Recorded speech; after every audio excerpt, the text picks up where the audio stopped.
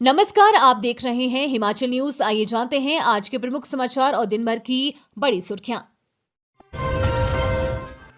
हिमाचल के कई जिलों में झमाझम बारिश, चोटियों पर बर्फबारी, जाने मौसम पूर्वानुमान।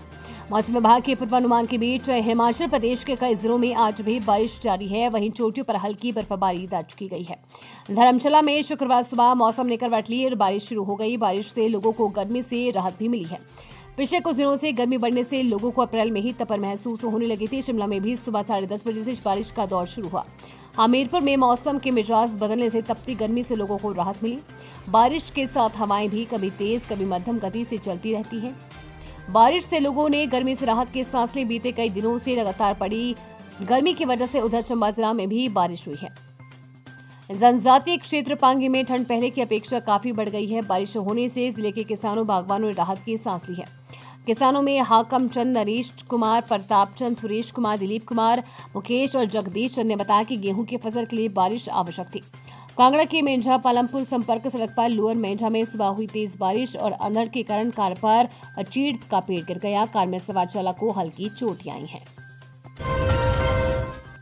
प्री प्राइमरी स्कूलों में मच के जाएंगे हिमाचल के 18,925 आंगनवाड़ी केंद्र। जाने क्या है वजह। हिमाचल प्रदेश के 18,925 आंगनवाड़ी केंद्र प्री प्राइमरी स्कूलों में मच होंगे। मुख्यमंत्री सुखविंदर सिंह सुक्खू की बजट घोषणा को लागू करने की तैयारी में अधिकारी जुट गए हैं। आंगनबाड़ी केंद्र को नजदीक के स्कूलों में रिलोकेट किया जाना है। आंगनबाड़ी सह प्री नर्सरी स्कूलों में 3 से 6 साल के बच्चों की देखभाल होगी। इन केंद्रों में पूर्व पोषाहार को और पौष्टिक बनाया जाएगा। जिला स्तर पर पौष्टिक आहार खरीद की शक्तियां भी प्रदान की जाएगी। प्रदेश में अभी 3 से 6 साल तक की आयु के बच्चों की देखभाल के लिए आंगनबाड़ी केंद्र और प्री प्राइमरी स्कूल अलग अलग काम कर रहे हैं। दोनों का उद्देश्य बच्चों की देखभाल करने का है। ऐसे में सरकार ने फैसला लिया है कि 18,925 आंगनबाड़ी केंद्रों को प्री प्राइमरी स्कूलों में शामिल किया जाए। इससे जहां एक केंद्र के माध्यम से बच्चों को सभी सुविधाएं मिल सकेंगी, वहीं बजट भी 2 अलग अलग जगह खर्च नहीं करना पड़ेगा। एक क्लिक पर मिलेगी धर्मशाला क्रिकेट स्टेडियम की लोकेशन, लगेंगे QR कोड। धर्मशाला क्रिकेट स्टेडियम में आगामी माह में प्रस्तावित IPL मैचों के दौरान बाहरी राज्य और अन्य जिलों से आने पर क्रिकेट प्रेमी और पर्यटकों को एक क्लिक पर ही स्टेडियम की लोकेशन मिलेगी।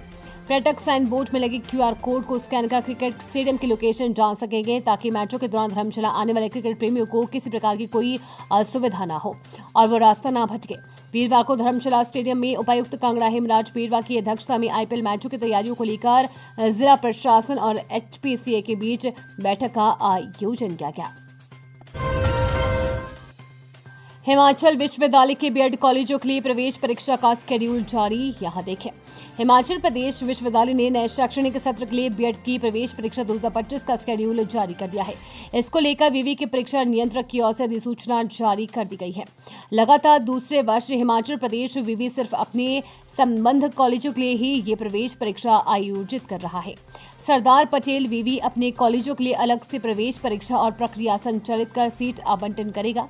हिमाचल प्रदेश विवि की ओर से बीएड की प्रवेश परीक्षा को जारी की गई अधिसूचना के अनुसार 2 वर्षीय बीएड डिग्री कोर्स, 2 सरकारी और करीब 52 निजी संबद्ध बीएड कॉलेजों के लिए प्रवेश परीक्षा आयोजित की जानी है।